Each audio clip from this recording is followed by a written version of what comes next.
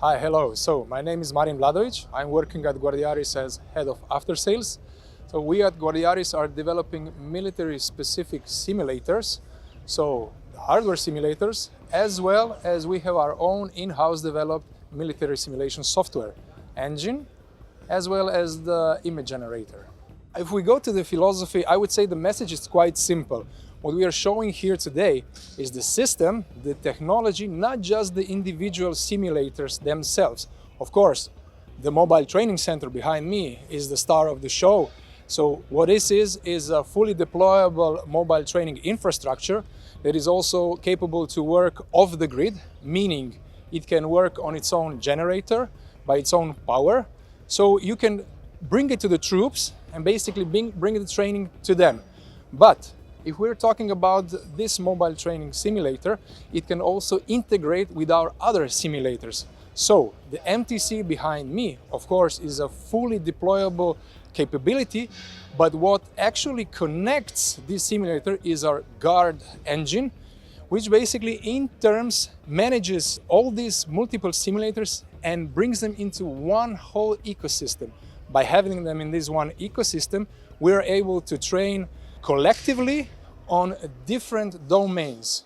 And all this training basically is working within the same scenario, and it has an all-comprehensive after-action review through different weapon systems. Guard, which is our military simulation engine, is the digital backbone here. Guard basically creates a synthetic shared battle space. By having this environment, what is important is that it is really military specific, meaning we take care of the physics, we take care of the ballistics, we cover the whole war terrain, so we can you can train wherever you want. Since we also develop vehicle simulators, it is a different experience when you drive that vehicle through the mud, snow, sand, and we of course understand that.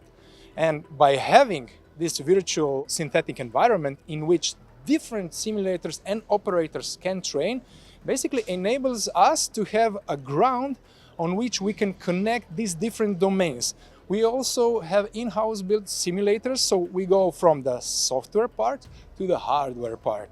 Okay, and we develop and connect and integrate those simulators with the digital environment. And I would say then we move towards the idea of train as you fight, which enables these multiple simulators to be connected as a seamless drill, not a separated drill. So we have a mission that is running with different type of units also, and it's not just a separate drill. While we also, of course, can take care of individual and squad level marksmanship, and we also take care of the tactical training.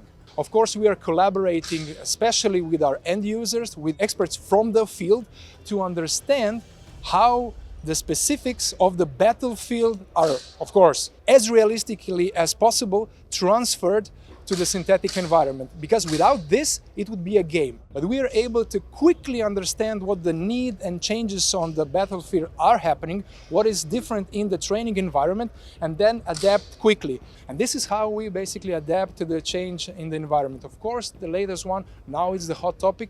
We also have a drone system that we simulate. And that is a hot topic that we really quickly adapted to the needs of the market. And we have that now in our Guard engine.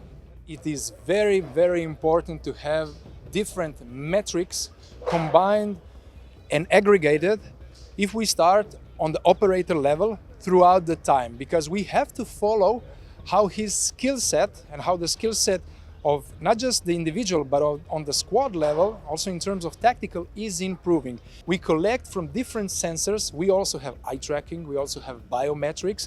On our weapons, we understand how the weapon is handled, how is it positioned before, during, after the shot, and how, for example, the operator is manipulating the joysticks in different simulators, for example, the driver in a vehicle simulator, the gunner, commander, and we combine that, as I said, on the level of the operator. So for the after-action review, it is usable throughout time, But not just that. The important part is that the instructor can give a live, real-time feedback and understand how his skill set or her skill set are improving. For example, here, the Mobile Training Center is a small arms training center. We have different calibers within. We have also anti-tank and anti-armor, but we also go further than to the vehicle. And there, we do not just train the driver. We have also, behind me, you can see a remote weapon station.